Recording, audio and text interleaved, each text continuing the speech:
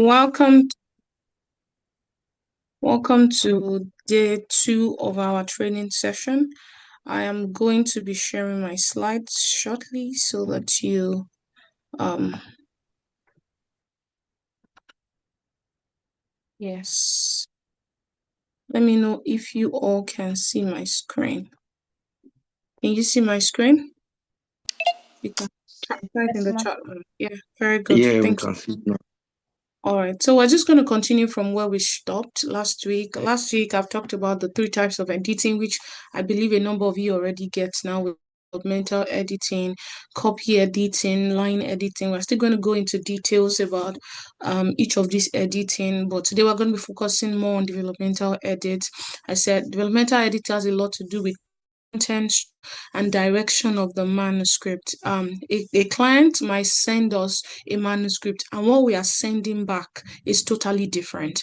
I'm going to be doing a training this year, and it's going to be for churches and ministries editorial team. I want to train churches and ministries editorial team because one of us pastors, and when those pastors reach out, most of them don't have the time to write, so they just have the editorial team of their churches transcribe their sermons, and seen that many editorial teams of churches don't understand how to convert a transcript into a readable manuscript. So it's one of the trainings I'm going to be doing this year.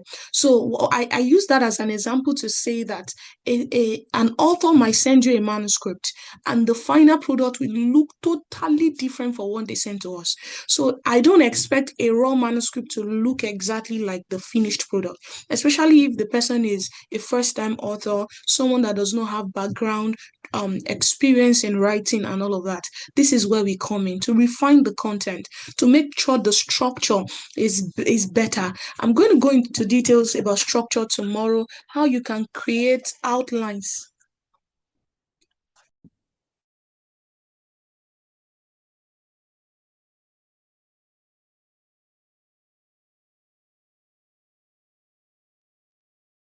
Tomorrow you can create outlines for a book. Let's say you are doing ghostwriting for someone, or you are doing or you want to write a manuscript and the structure of the manuscript you receive looks scattered. I will show you how to create an outline. I get paid for these things, so please pay attention. It's a skill you can use later in the future. Direction of the manuscript as well. It's our responsibility to reorganize the client's manuscript. Okay, this chapter should be here, this chapter to be here. I've worked on a manuscript before that I've had to lift the last chapter to make it the first chapter, because sometimes authors think, I have to save the best for the last. In book writing, you make the best the first, because the best is what you need, the best part of the story to hook people till the end. So in book writing, you don't save the best for the last. You put your best foot forward. So this is where direction comes in, where you say, this chapter needs to be reorganized. I think this story and writing and editing looks like what you watch in movies. How many of you have watched movies before that at the end of an episode, especially movies, seasonal movies, at the end of an episode, please don't forget to make this session as interactive as possible. You can drop in the chat, you can ask questions, you can raise your hand, you can stop me to, clarify something you don't understand. How many of you have watched movies before that at the end of every episode, even if you have passed your bedtime, you want to know what happens next, even if you don't finish the next episode, because it is so intriguing and they keep you in so much suspense that you're like, I need to know what happened. I need to know whether that person was killed. I need to know whether the hero finally died. You get what I'm saying, right? How many of you know the one of the best movies I've ever watched is what's the name of this movie? Money Heist. You may need to go and watch that movie again, because every great movie shows that there was a great writer behind it. Some people can write stories. Some people can write stories. The way it started, how Professor met that young lady that was about to be arrested by police in her mother's house. Like, some people, storytelling, and you're like, see, every episode ended with something that made you look forward to the next. That's how every chapter ought to be written. It must leave you wanting more.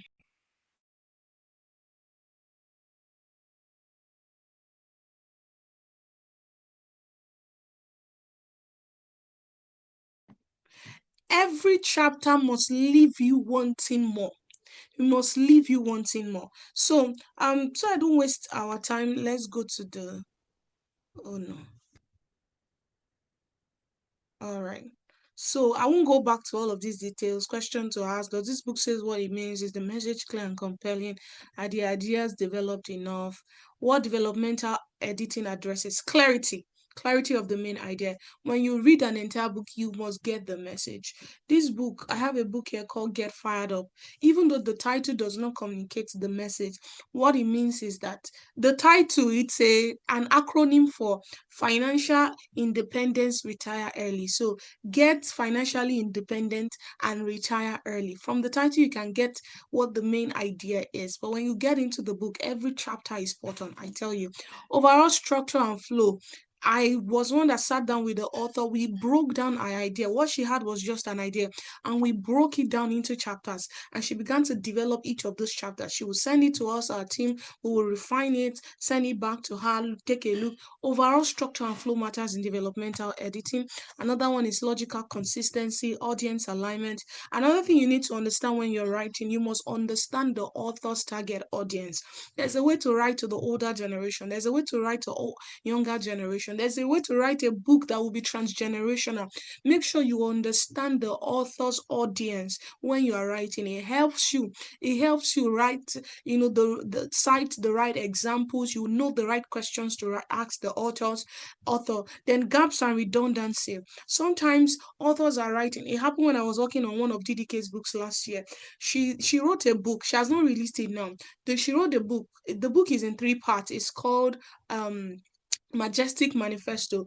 They had released part one, then they released part two after a few months. Now they wanted to release part three, and that's where they brought our team on board and say, you know what, we want to. Do you think we should release this book as a one volume book, or we should still release in parts, just as we are doing? So what I had to do before I could give her my answer, I read through the entire manuscript, part one, part two, part three, every book, a very big book, probably more than 600 pages. I had to read the entire book, and then I realized actually this book can be compressed into one instead of making a three-part book. Another thing I noticed is that there was a gap, a redundancy when you finish chapter two and you want to flow into chapter three. So I was like, if we're going to be working on this manuscript, I had to tell my team this is one of the gaps we're going to be filling in this project.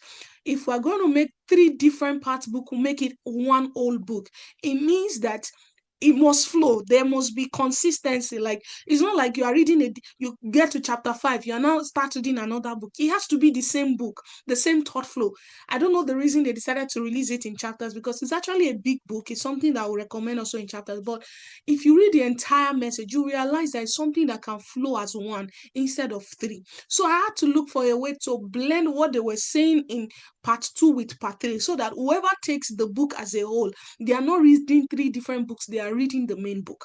So this is where gaps and redundancy comes in. Then we have tone, voice, and consistency. Even if you are helping authors to refine their message, you must write in the author's voice. This is where reading the entire manuscript will give you a better idea of how the author sounds, what the author sounds like. There was a book we worked on last year called Building Product.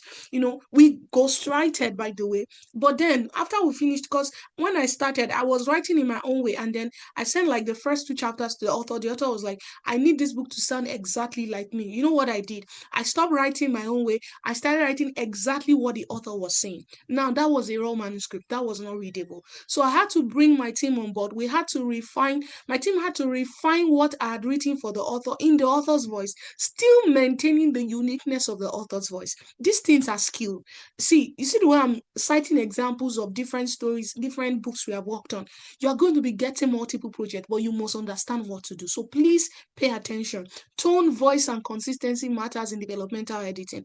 Chapter 1 must not sound like the author, and chapter 2 sounds different, totally different from the author. Like chapter 2 now sounds like you. Your work as an editor is to make all the chapters sound like the author. That is where you getting the clarity of the idea matters, understanding the tone or the voice or the flow of the client matters a lot.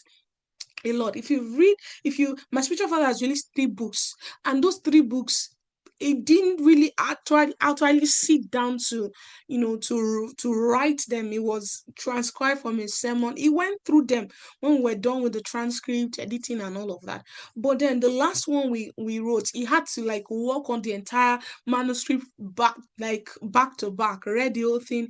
So he said, this does not sound like me. I had to call the editor's attention that, this particular place is different and all of that. We had to do a lot of changes and maneuvers just to make sure that there is consistency.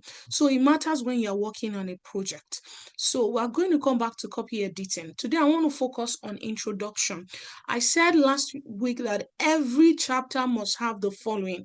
And when you're working on a manuscript, every chapter, so let's say you already have an outline, a structure. This is going to be chapter 1, chapter 2. This is what you want to talk about in chapter 3. When you're developmentally editing a manuscript, it must have the following. Number one, a compelling introduction. And that's the hook all of us have been talking about. It's something that keeps you wanting more. You don't, putting your best foot forward, not trying to keep the best for the last. Not every introduction is compelling. And we all have a manuscript we have been working on that I cited as an example.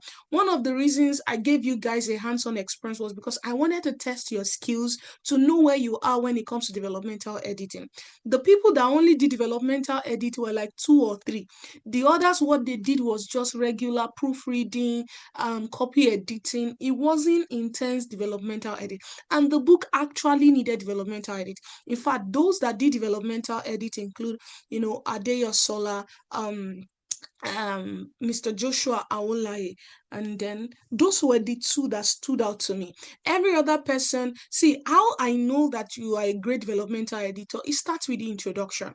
The author already sent a raw manuscript. Now, this is not to attack the rest of you. You guys probably did not know, and that's why you are in this training, to make you understand better what is expected of you. I'm not supposed to make demand from you something I haven't taught you, but you applied saying you have the skill of an editor, and that's why we have to put it to test. So what I was expecting and what I'll be expecting from future projects is that when you receive a manuscript, let's say you now want to take it chapter by chapter, and you will do well to create a calendar for yourself when you're working on a manuscript. Let's say you receive a project and your project manager gives you 2 weeks to work on that project. Let's say it's a 10 chapter book. The first thing you are going to do, create a timetable for yourself for those 2 weeks. That's 14 days. Tell yourself the first 48 hours, I will use it to read the entire manuscript. Why? To get the author's message, to get their tone, to get their voice, to understand the message the author is trying to communicate, to understand the target audience. All these things that I shared here initially, that's when you read the manuscript at first, you want to first understand where the challenges are. Is there a clarity of idea? Is the structure, overall structure, let's say it's 50 over 100 or 5 over 10, that means I need to improve it. And you note all those chapters that needs better structure, better flow. Talk about logical consistency, audience alignment. Do I even know the author's target audience? Like the book called Married Abroad, that means primary audience is not all believers. The primary audience are believers that are called, that are married and are abroad. So you begin to target, you write with the kind of examples you give are not the examples of someone that is based in Nigeria. It has to be someone that left the shores of Nigeria and you had to go live abroad.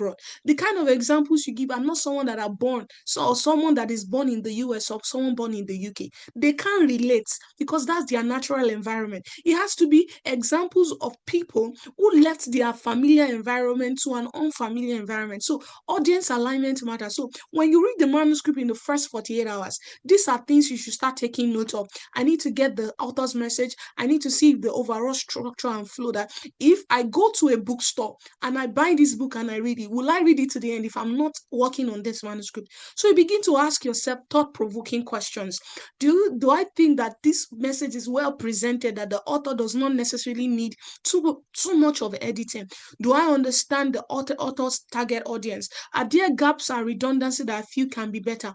You take note. The first 48 hours, this is you creating a calendar for yourself. Then you tell yourself, I'm going to take a chapter every day for the next 10 days. So you take chapter 1, and then when you now take chapter 1, the first thing you want to talk about, you want to see when you're working on chapter 1, does this chapter have a compelling introduction? All these things I'm saying, you reproduce it for every chapter. If you can get the first chapter correctly, other ones, subsequent ones will be very easy. I hope I am not too fast. I train like I teach. So please, you can stop me, you can let me know if you need clarity about anything. It's so important. I know that you are getting it. I need to understand. And these are life skills that even you will appreciate later. Who knows, you may want to write a book for yourself in the nearest future. So I check the introduction. Is it compelling? The manuscript we worked on, the author used what I call definition introduction.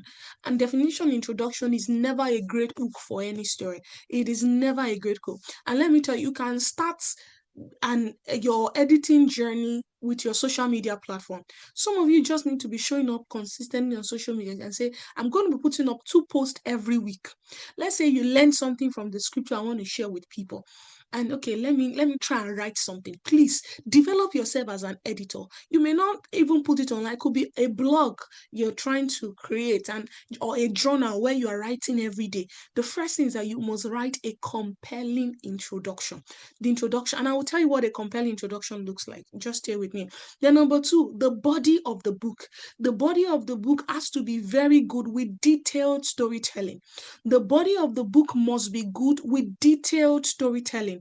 So if all I see in a chapter is just definition upon definitions upon definition, no storytelling, no examples, you will lose your reader. You will lose your reader. I need you to know that we work with the consciousness of the reader in mind. When we are working on a manuscript, we are working with the consciousness of those that are going to read the book. So you put yourself in the shoes of these people. Then the next thing you want to talk about in that chapter is a clear conclusion. So every chapter has a message. Every chapter has an idea that the author is trying to communicate. You get what I'm saying? I have a book here, by the way, my very first book. My very first book is called Single, Called, and Fulfilled. Single, Called, and Fulfilled. Maybe this is what we're going to use for generating an outline later and all of that. If you read this book, it has 18 chapters, but each of those chapters, even though they are all related, they have like a distinct message. Chapter 1 says raw gold is never attractive. And what I was trying to communicate in that place is that at the beginning of your journey in life, you don't always look like you're calling. Number 2, God, that can be me. That's the chapter title. What that chapter is talking about is, now that I know the calling, I'm finding it hard to embrace it because I feel like I'm not qualified for it. Chapter 3 says, who are you? Addressing my identity, like, because that's the first question you need to answer when you're embracing the call. Number 4 says season of preparation, the next thing that happens after you have embraced the call. 5 says strength. So like that. A good, but if you read each of these chapter, you will get exactly what I was trying to say in the chapter title. I don't leave you hanging at the end, even though I leave you hanging at the beginning. At the end of the chapter, you already understand what it means, how to embrace the call, how to prepare for the call. I'm looking forward to the next chapter. Like, okay, I've learned what I need to learn from this chapter. I'm looking forward to the next chapter. A clear conclusion. You get what I'm saying? Now, another thing that you have to take note of is that your chapter must have the following. Number 1, killer intros. I'm still talking about the same thing, but just using different killer intros. You can tell whether an introduction is poor, very good, and exceptional, highly exceptional. They are called killer intros. Number 2, brilliant paragraphs. Let me tell you, when you are working on a manuscript, you're developing a manuscript, your paragraph should not be more than 5 to 6 lines. 5 to 6 lines. If it is a thought pattern that the author is trying to sustain, at most it must not be 10. At most it must not be 10. Your sentences must not be too long. I'm going to bring examples in the course of this week. Your sentences must not be too long. One of the things you must understand in editing is that once a sentence, you're trying to say too many things in a sentence, it is totally unprofessional. So instead of saying, I met Chinaza on her way to Walmart. She was about to buy this, and then you put comma. I met Chinaza at Walmart, comma. She was about to buy fries, comma, and then I told her to buy for me as well. For some people, that's a sentence. That is wrong. A sentence is I met Chinaza at Walmart, full stop. She was about to enter into Walmart, then you put semicolon. Wanted to get her lunch for the day. Now, that's different from I met Chinaza on my way to Walmart, comma, she was about to buy lunch, comma, her lunch was fried. That's a poor paragraph, a poor sentence. We'll go into more details. Just make sure that your chapter has killer intros, brilliant paragraphs. Let your paragraphs not be more at most 10 lines. Sometimes you want to restrict to like 5 to 6, which is more professional. So in on a page, you can have close to like 4 or 5 paragraphs. You get what I'm saying? You can have close to like 4 or 5 paragraphs. Let it not be that an entire page is just one paragraph. That is poor. That is poor writing.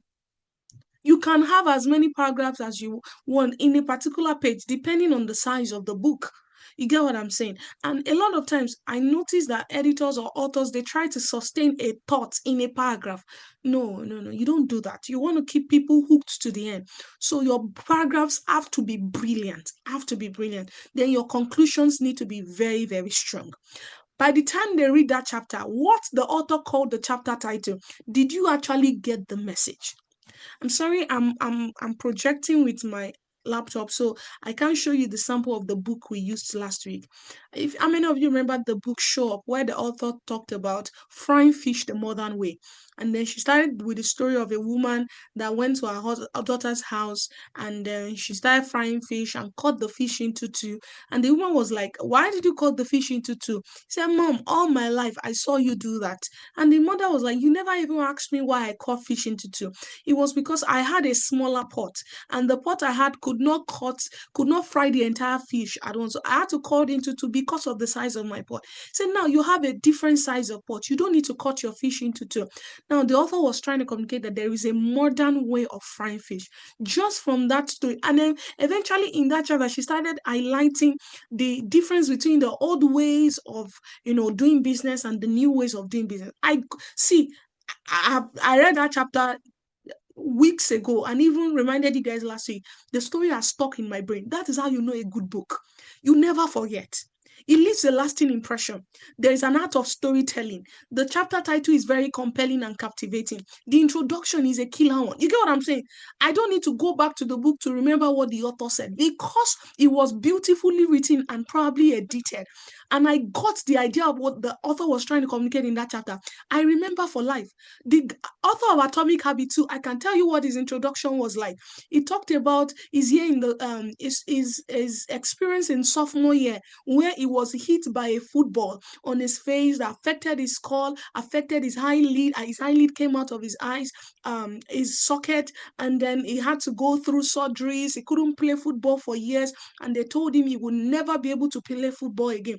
But decades after that, he went because what they said he could not do, he became so exceptional that even he was even awarded the best in it. And he was trying to. So the introduction is about him communicating that even if you're trying to develop an habit or something that you want your outcome in life to be different, there is a way you can build the right habit towards it. This book I'm saying now, I've read it several months ago. It's not one of my recent reads, but because it was beautifully written, I can never forget. But there are books that you read once and you can't even remember. You read it last week, chapter 1, you can't even remember. You cannot even remember. You get what I'm saying? Strong conclusion matters. How that at the end of the every chapter, you get what the author is trying to say in that chapter, because every chapter also must have a clear message. Except you are writing fiction and it's supposed to be intriguing, something that leads you keep people in suspense and all of that. I still have a slide on how to develop fictions and all of that. We'll get into it.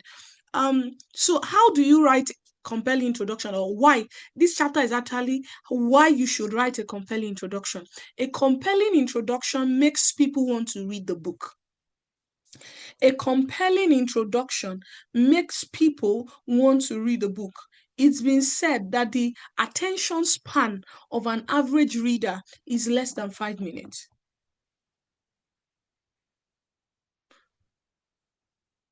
Actually, an average person has an attention span of 8 seconds, and they read few words, about 4 words per second.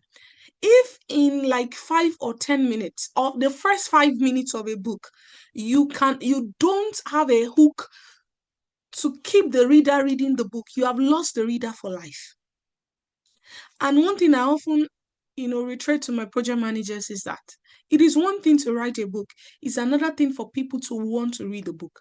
And our work as a publishing company is to refine a book so much that a lot of people keep talking about the book, they are interested in reading, they are able to recommend the same book for other people.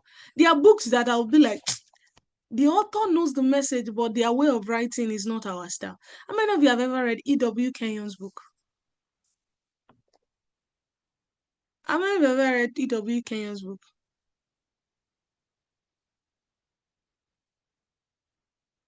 Nobody, Abby. His books are not big, oh, they are short, but they are very boring because all he does is definition, he hits the nail on the head. You have to be a serious Christian to actually read E.W. Kenyon's book because they are not books like, but then I began to read Kenneth Hagin's book. Kenneth Hagin is so relatable. He will share stories, experiences, pastoring people, healing people. It drives home the point. Even when you are teaching, some of those stories come back to you. You can share it in your sermon. See, I will choose Kenneth Hagin's book 1,000 times more than E.W. Kenyon's book. I don't just read Christian book, I read other books as well. I've cited examples for you. Show Up is one of it. Atomic Habit is one of it. That different. I have a lot of books that are not related to Bible or religion, but I learn from everyone because as an editor, a writer, or a publisher, you must be very vast when it comes to reading.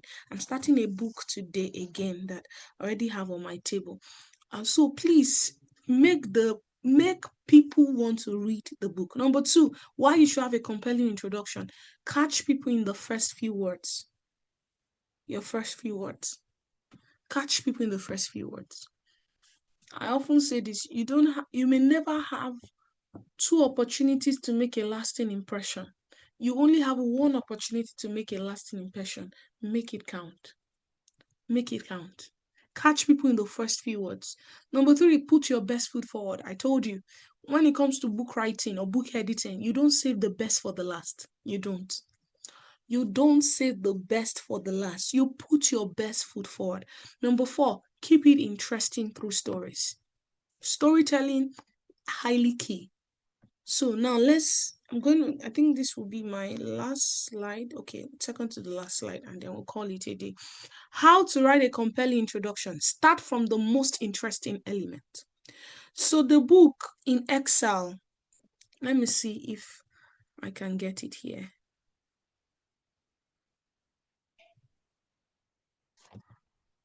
Um,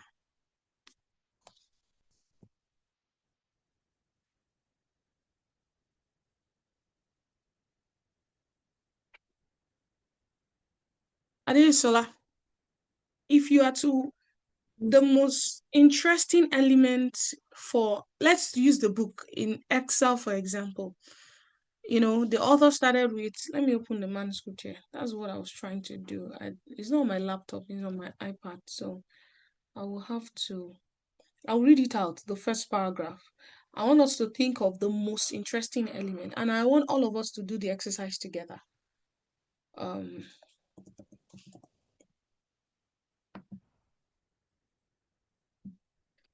the author says, all of you guys have an idea of what the book is about. So the author says in chapter 1, before we can, the chapter 1 title is The Excel Reality. She said, before we can understand what it means to burn in Excel, we must first ask, what exactly is Excel? The word exile generally refers to being forced out of one's homeland, being displaced, or living as a foreigner in a land that is not one's own. But in scripture, exile is more geography. It is scriptural, cultural, and even emotional. In the Old Testament, the Hebrew word used for exile is gala, which means to uncover, to remove, to carry away, to strip bare. What type of introduction is this? Please put it in the chat room. What type of introduction is this? I love you guys. Interaction in the chat room. Mr. Joshua say he started one of EWK's book, he did not finish. Don't worry, I can feel your pain. Me too. I often feel like that. One thing I'm just grateful for about this book is that they are short, so it doesn't take time to finish. Yeah. Definitive introduction. The introductions are definitive. Now, definitive introductions are not great introductions because anyone can get definition from anywhere. So what type of introduction do you think this kind of a book should have? Everybody, I need you to put it in the chat on what kind of introduction. And Adeyosola, please pay attention. What kind of introduction do you think this author should have? Like, how well can this author start this particular chapter? Because she wants to talk about exile reality. How well, if you are to start a book like this, what should be the introduction for chapter one? I'm reading the comment section. James said says personal story in exile. Is it the author's personal story, someone's personal story? Guys, please use the chat room. He said describe an exile story by sharing a background story. Exile is best to use storytelling to dramatize the message. Good. What else? What else? A descriptive personal experience. Yes. I'll go with Adeyosola because if you want to write a book for believers in exile, I want to know that you actually understand what it means to be in exile. So how I write it is that I grew up in Nigeria not knowing I would ever leave the shores of Nigeria. We all had great dreams to be this, to be that. And but in 2021, I suddenly got an opportunity, an offer or a scholarship to go, continue my studies. This is an assumed story. The author did not tell you, I don't know anything about exile reality. This is me just trying to describe my own experience. Personally, if I were to share about my exile story, I will talk about how actually growing up, I never wanted to leave the shores of Nigeria. In fact, as the more I grew as into adulthood, the more my desires for leaving the shores of Nigeria waned because I'd become established. I was practicing as a physical therapist. I was, doing itinerant ministry in Nigeria, ministering on campuses. I was secured in the calling and the will of God for my life. I didn't see a need to leave my familiar environment to somewhere else. But at some point in my journey, the Lord told me I was going to, have an international ministry. And my own personal interpretation of that was that I was going to be getting international invitations that would take me outside of Nigeria occasionally and still bring me back home. But fortunately or unexpectedly, I met a man that swept me on my feet and said he wanted to marry me. And that meant leaving my entire life. And now the reality dawned on me. How do I maintain or sustain the life as I've always had in Nigeria? Or how can I survive or be, how can I retain my fire in an unfamiliar environment if all I've known all my life is the familiar? That alone says, okay, number one, you are qualified to share on this story because you have experienced it yourself. Number two, that means the author must be in exile herself because you cannot be sharing something for people in exile and you don't know what it means to be in exile. A personal story that will serve as a great hook. That's what chapter one needs. So when I requested for everyone's edit, not everyone touched this introduction. Only those that taught the introduction are the ones I know that actually they can developmentally edit a manuscript. You get what I'm saying? But everyone, you all have a soft landing in the sense that this is a leveler, a training ground for all of us to get it. So start from the most interesting element. Let us share. Are you paying attention? Let her share her own personal exile story. When did she leave Nigeria? How did she leave Nigeria? Was she on fire when she was in Nigeria? How was she comfortable when she was in Nigeria? What were the changes she had to adjust to when she got into a new location? In fact, what led to her thinking she needed to help other people, walking through her shoes? Start from the most interesting element. You know the funny thing? The author could have shared this in the middle of the book, but it won't make sense in the middle of the book. It should be at the beginning of the book. This is where structure comes in. Number two, use shared experiences. Shared experiences, just like what we described in the chat. Our own personal story. People want to see themselves through the lens of what she's going through as well. I as a fellow person in exile, I want to be I want to be able to relate with what she's going through. I want to see myself through the lens of her personal experience. So use shared experiences, things people can relate to, things that are relatable. It could be childhood experience, it could be a desire of not wanting to leave the US. This book called The Stemnologist. It's a memoir and it's a book on tech because the author is actually in tech. But the way she wrote the book is so interesting. She wrote the book starting from because she lived in she's a cross-cultural um a cross-cultural person based in the US. She was born in Angola, schooled in Zimbabwe, went to South Africa for college, eventually came to the US, has been to several African countries. Her father and her parents are Nigerian, so she has several cultural origins. So what she did before she started talking about tech, how she rose in her career, started teaching on leadership, she first went back to that background, growing up in an African environment, what it means, life in Angola, those things. She related a future. She wanted to share about the future, but she started from the past. And that past experience is a shared experience everyone, an African person, can relate to. So shared experiences are very powerful. She shared her childhood experiences, some of the plays they will have in the compound. Actually, when she sent out the manuscript, it was scattered. It was me and the editor that worked on the manuscript that had to reorganize it and to make sure every chapter had a clear message and a clear conclusion. She had a great introduction, but the body was scattered and the conclusion was not strong. So one of the things we had to do with this manuscript, the Stemnologies, killer introduction. We didn't have to work on her introduction. She had great stories for her introduction. But our body, the message she was trying to share in every chapter was scattered. So we had to reorganize. Then our conclusion was very poor. And we had to strengthen our conclusion. Okay, this is what you are trying to say in this chapter. Today, she runs an NGO for women, for ladies or students in STEM in African countries. And do you know, a desire for helping the less privileged started from the time she was a child. She shared a story at the beginning, but she didn't connect it to what she was doing today. So one of our work as an editor was to connect our past with our present, like remove that redundancy. Okay, why did you like giving out, helping the poor when you were young? There has always been an innate desire for the less privileged. It's not connected to what she's doing in STEM today. She's doing STEM education for young African girls in different African countries. So editing is, you are the brain of every manuscript. Whether a book will be great or not depends on you. So this training is very important. This session will be uploaded on YouTube on an unlisted session. You can listen to these things again and again. So shared experiences are powerful ways of introducing a chapter.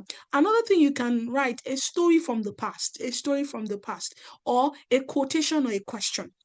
For example, you can start a chapter and say, do you know the tallest building in the world is not in the United States? Or the biggest skyscraper in the world is not in the United States? Because a lot of people in the United States live in a bubble, like, oh, this is the best nation on the earth. I hope I'm not being recorded. This is the best nation on the earth. There is no place like the US. The most beautiful place in the world is not in America. It's in all those Arabian countries, Dubai, Qatar, all those. And then someone will just, are you kidding me? How can you say one of the richest, or let me say the richest nation in the world is not the most beautiful place? That question alone, some people say, okay, I need to see where you're going. What do you mean America is not fine? What do you mean America is not beautiful? And then you start describing your experience the last time you went to Dubai, how you visited Burj Khalifa, the magnanimity of the structure of the building, how compared to the skyscrapers in the downtown of cities in the United States is nothing compares. I went to I went to Grand Canyon during Christmas, and oh my God, I could write I could write an entire book on the awesomeness of God. Sorry if you don't live in the US. Grand Canyon is one of the seven wonders of the world. As I can't describe it. It's not something you can describe. In fact, pictures and videos don't just say, you have to be there because there's a holy awe that grips you. If I'm going to write a book in the future, I would I will introduce a chapter with my experience there. Something gripped me as soon as I saw at first sight. This is what you call only reverence at first sight. When Bible will says, and the angel of the Lord appeared to Mary and said, "Fear not." You know that fear not experience. Yeah, I had it when I saw Grand Canyon for the first time because that was so I can't describe it. So you could start with a quotation or a question. There's something you want to communicate in the chapter, and then you can quote someone. I like to start some of my own personal books this way, where I will quote. You can quote an existing authority. Okay, maybe I want to talk about mentorship, for example. I can quote. Is it Isaac Newton that says the reason I see father is because I stand on the shoulders of fathers. The reason I see father is because I stand on the shoulders of father. So you quote Isaac Newton and then you begin to build upon it. So you can start with a quotation, you can start with a question, you can there are different types of introduction. There are different types of introduction. So because of time, I'm going to stop here today. I just want us to have a quick exercise before we leave here today. What do people read the most online? And I want you to make inquiries. What do you think people read the most online? Number one, I put here blogs, and I need you to give me examples. I have done my own research. How many of you know the most followed person on Instagram? Anybody? If you get it, I'll give you a gift.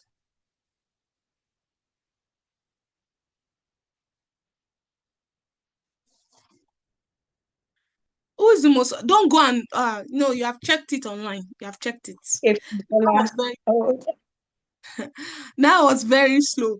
You have checked it online. The most followed person on Instagram is C. Ronaldo. He has more than 600 million followers. In fact, he once said that if he is not playing football, what he earns alone from social media is enough for him. Is enough to sustain his wealth. Is enough. So, for you to know that one of the things people love is entertainment. If you put 10 men in a room, one of the reasons they will stay awake for hours, how many of you know, is football, soccer. One of the things that can bring people together, like, and now let's say you are writing a book for men. Don't go and use a woman's experiences on menstruation. Use entertainment, shared experience. It could be a match you were watching. If the target audience of the author, man, let's say it's a book, they are writing a book for men, I will make sure my introduction has to do with shared experiences that people can relate to it, like entertainment.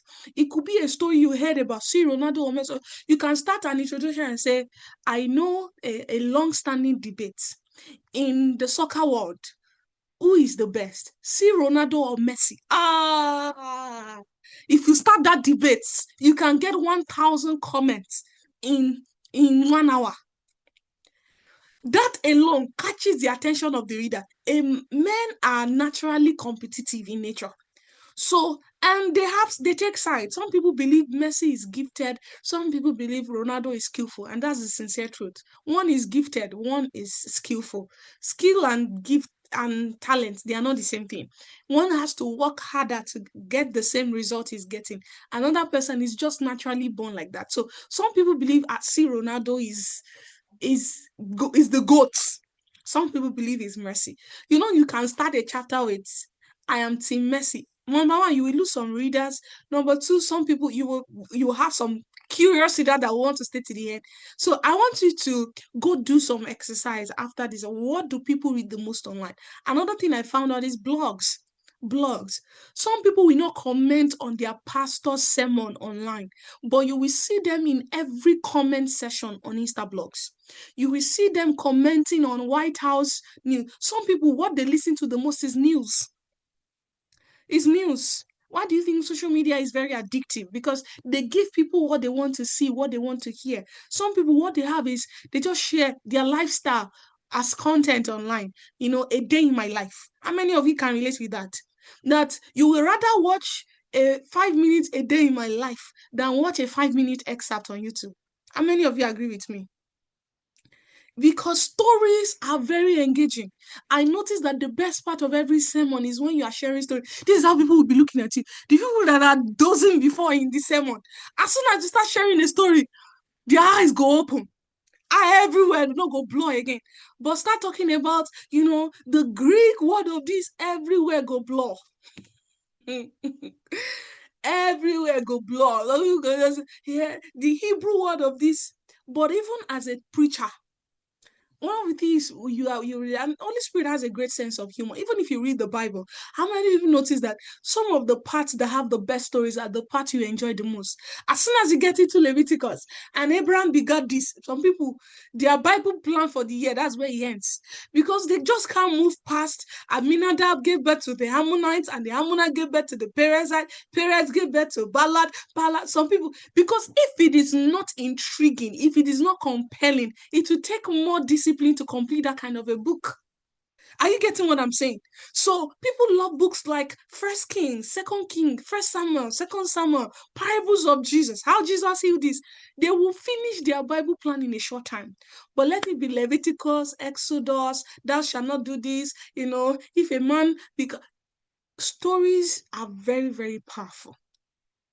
Your introduction can either be stories, can either be entertainment, it can be shared experiences and all of that. So I want us to do a quick exercise. Are you getting what I'm saying? I want us to do a quick exercise. Um, I want you to share, I want you to write on, and you're going to do it in the chat room. We're going to end today with that. I'm going to be reading in the chat. Um, I need you to write on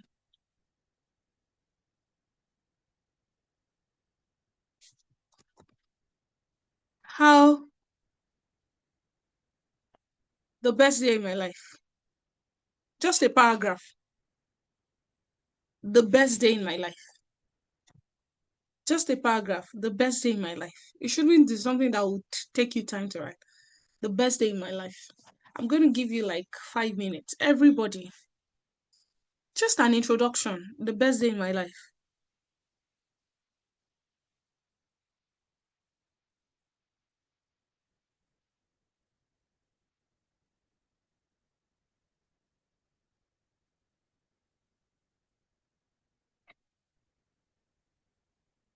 You are reading.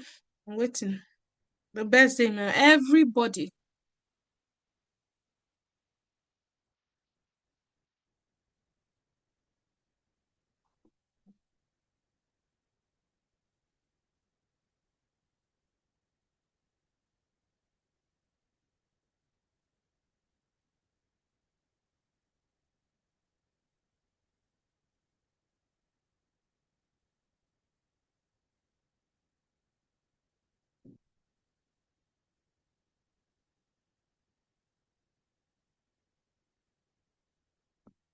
The best day in my life.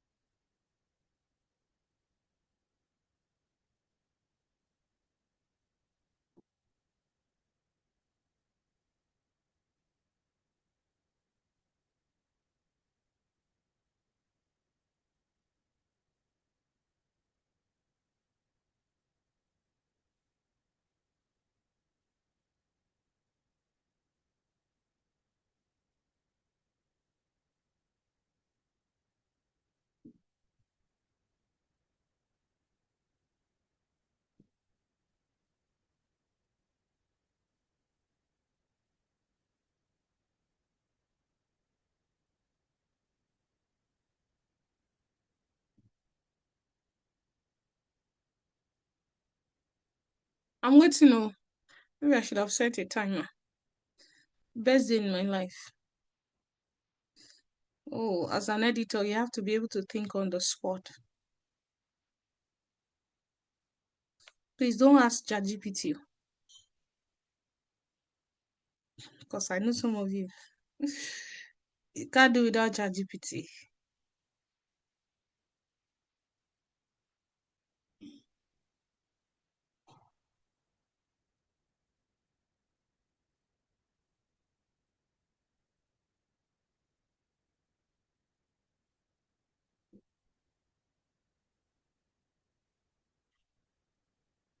It was 3 p.m. in the afternoon when my phone, hidden in my pocket, gave a beep. I felt it was an SMS ignored just for it to beep again. It was my message for my mom saying, I love you. Okay. Okay. The best day in my life. Thank you, Emmanuel. I'm waiting for others.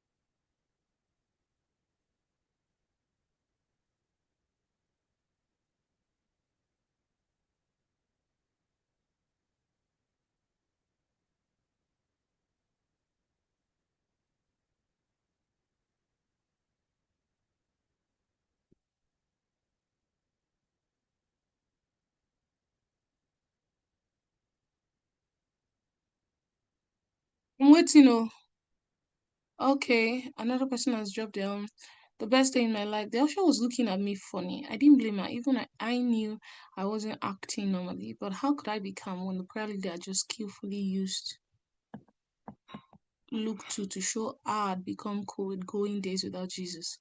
You've won, Lord, I whispered as I surrendered my heart. I'll never forget 8:4:16. Fantastic. Exceptional. Stajusha, you have it. Okay, it was a bright Sunday morning. The air seemed more crisp and the sun a bit brighter. It may have been just that a beautiful day, or it could have been the imagination of a 7-year-old who was about to take her first flight. I don't remember the check-in process, even boarding the plane. I just remember the feeling of awe looking out of the window as men became ants and houses grew smaller. I held onto my dad's and smiled because I knew we would arrive Lagos before the rest of the family. Good, good, very good. All right. Uh, more. I'm waiting for the other people.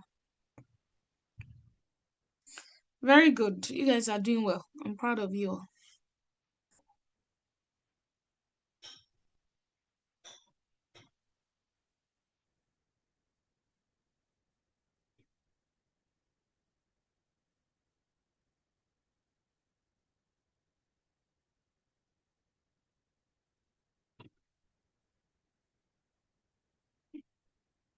All right, the best day of my life. I'll never forget that night.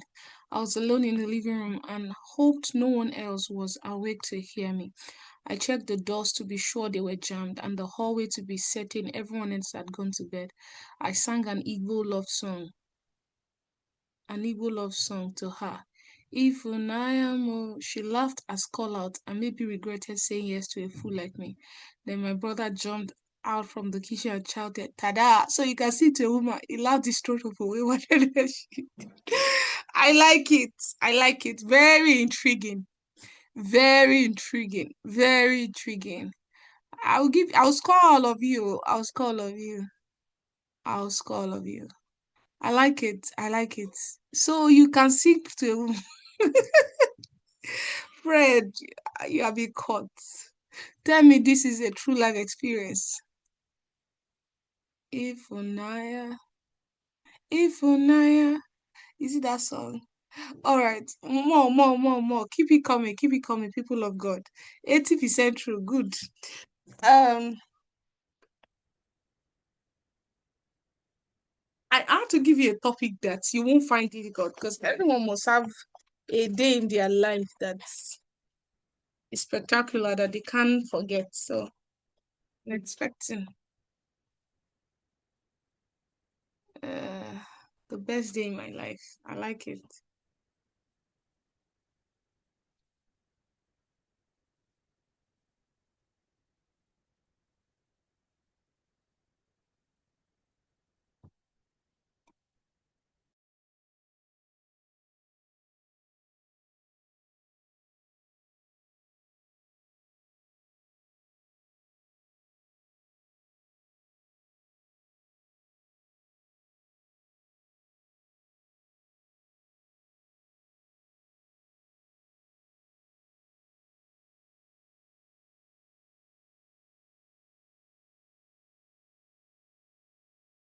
You said some people need to just click enter. I know. We are waiting. Oh, everyone, 5 minutes has elapsed. So it's the same time you were giving for with others. We are waiting. We are waiting.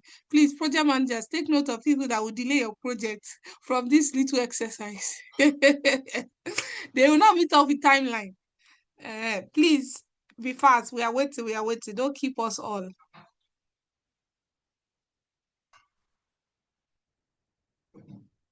Hey, Fred Sancto. I've not stopped laughing. Eh, I will never forget the best day of your life, too. Don't worry. Um, okay, sure. The best day of my life, it was a graduation and award giving ceremony in secondary school. It was 2023, and that was my last day as a secondary school student. I was excited and I prepared for that day as it was going to be the best day of my life. I wore my best clothes. My mom made my hair very beautiful, and we got to the venue. Parents and students were all seated. I was called out amidst hundreds of students. I was awarded the overall best student in the whole school for that session. I was so excited as I stood out amidst a large gathering of people seated and was given an award and a monetary cash gift for the being the overall best student, best day of my life. Good, good, good. All right. Please, waiting for the rest so that I can grade all of us and we call it a night.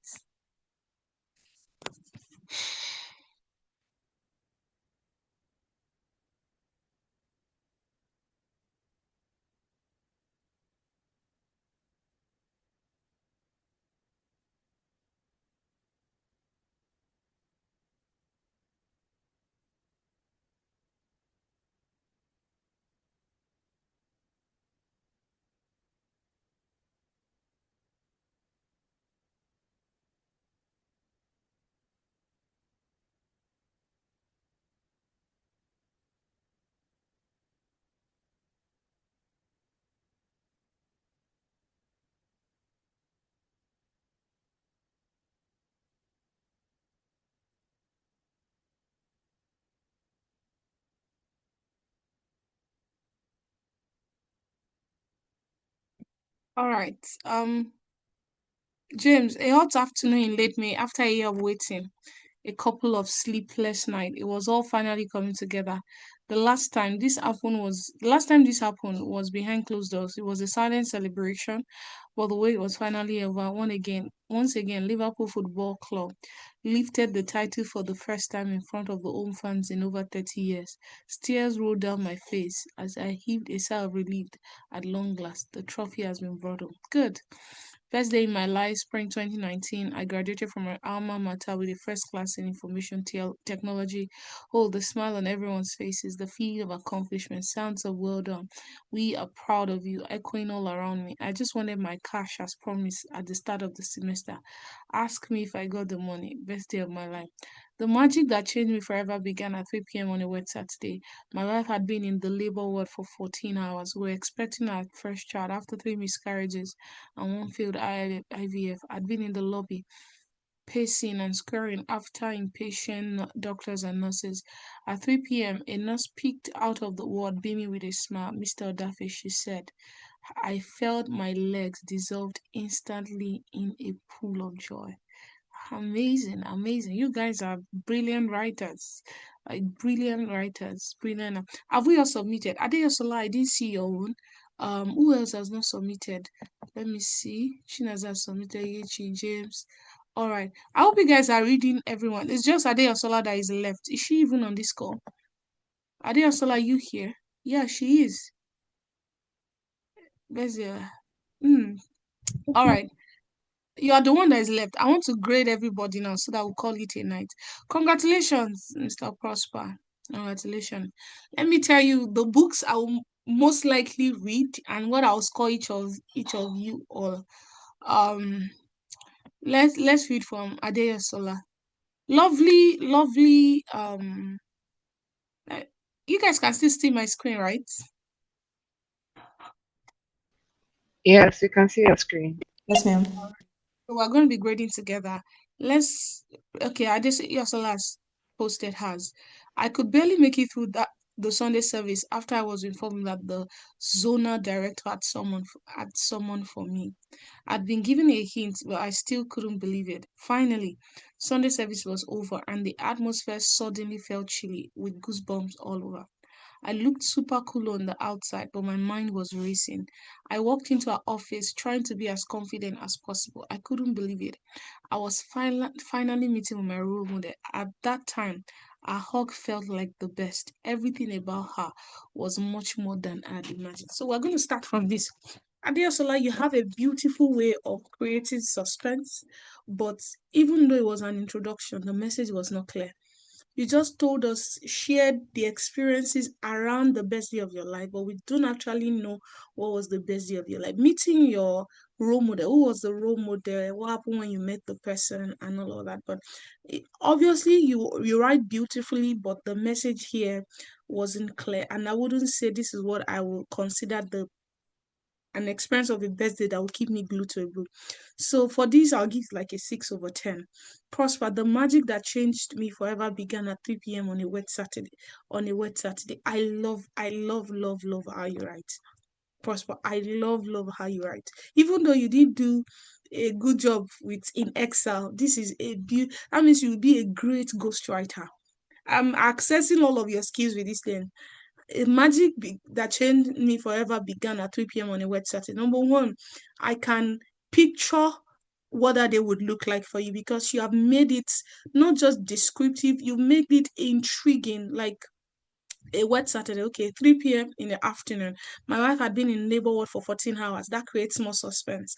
We're expecting our first child after 3 miscarriages and one failed IVF. That's a shared experience. That means someone in a waiting season, someone that is trusting God for a child, someone that has had multiple miscarriages can read your book and see themselves through the lens of what you have gone through. Like, okay, let me see what happened. Okay, wet Saturday. What happened afterwards? What was the magic that now changed your life despite all of this experience? So I can see an intriguing element. I can see you putting your best foot forward. I can see that your message is clear because eventually the entire introduction tells more the full message. So on this, I will give you a 9/10. I said I'd been in the lobby pacing and scoring after impatient doctors and nurses. This is like what we see in a movie. This is a manuscript I will convert to a movie. At 3 p.m., a nurse picked out of the ward, beaming with a smile. That smile tells you that it was a successful delivery. Mr. Odafeshi said, I felt my legs dissolve instantly in a pool of joy. Clear message, intriguing, relatable, shared experience. And I'll give you that's because I don't give 10/10. I'll give you a 9/10. Chinaza, the best day in my life, spring 2019. I graduated from my alma mater with a first class in information technology. All the smiles on everyone's faces, the feeling of accomplishment, sounds of well done, we're proud of you, all echoing around me. Me, I just wanted the cash as promised at the start of the semester. Ask me if I got the money. Best year of my life. No.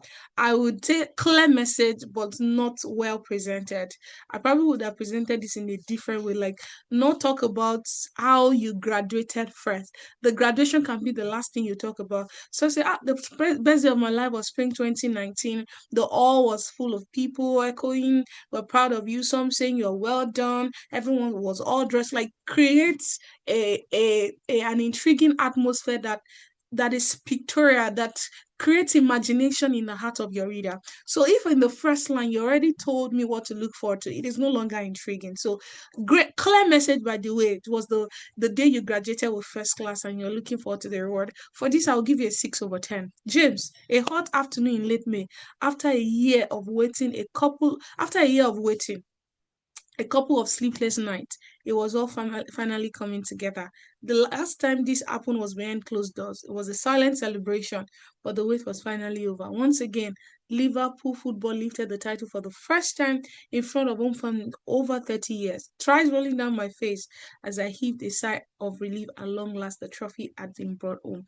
I would say very clear message, beautifully written, but your sentences are they are too long, and I noticed some repetitions, like a couple of sleepless nights, and what else did I see? Um, um, yeah, after a year of waiting, I would give you like a seven. I'll give you like a seven. It started very well, and I love the fact that you didn't put the actual thing that happened immediately in the first sentence. Okay, one of the things I just noticed is that, for example, this your first sentence is too long. A hot afternoon in late. I would say it was a hot afternoon in late May, in late May. Sorry, after a year of waiting, couple. Then it starts. Um, After a couple of sleepless nights, it was all finally coming together. That would have been another sentence. So basically, what I'm assessing you for in this that is not good enough is the construction of the sentences. But though it was beautifully written in the sense that I get the message, I love how you didn't introduce the actual thing. So I'll give you a 7 or 8, a 7 or 8. Shalom too. Your graduation, this looks too direct. It was my graduation, my giving ceremony. It was 2023, my last year secondary school. I was excited. I wore my best clothes. It looks like you're writing to, I would say teenagers. But if you're going to be writing to adults, something that will catch their attention, even though it's the best day of your life, it was not beautifully written. Out. So I'll give you a 5. The message was clear. You got the overall best student, but describing that experience, there's a way to describe, there's a way to use words. So I'll give you a 5/10 for this. Fred, the guy that sang it Funaya, I'll never forget that night. I was alone in the room. No one else was awake to hear me. I checked the doors to be sure they were jammed. You can imagine. He builds upon like okay, I don't know. This just captivates my attention. Not because I don't have any special preference for Fred.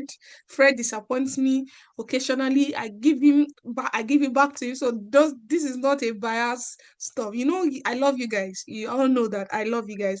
But judging by your expertise in this, I would say this really, really, really got my attention. It's highly intriguing. I laughed because there's a way you can present a situation that is not even funny in a way that is funny. He said, I sang an Igbo love song to her. He even put what the Igbo song and put it in um a what's this corner? Inverted comma, right? Where you know it's a colloquial word, but because you're writing and probably your readers don't understand what that will mean, you already put it in you know a colloquial you already made it appear like it's something colloquial, not a formal language. She laughed as called out and maybe regretted saying yes to a this no, this is funny. I'll give you a 9.5. I just that I don't give out 10. That's why I'm not giving you 10. My brother jumped out from the kitchen and shouted, Tada! So you can sing to a woman. He laughed his throat open way wilder than she did. This is beautifully written. I love it. Storytelling. Good. Best day in my life. The usher was looking at me funny. I didn't blame her. Even that's Mr. Joshua. Even I knew I wasn't acting normally. But how could I be calm when the prayer leader had just skillfully used Luke to show how I'd become cool with going days without Jesus? You've won, Lord. I whispered as I surrendered my heart. I will never forget. 8/4/16, the best day of my life. I'll give you a 9/10. Yeah, in fact 9.5. This was well written. This was well written.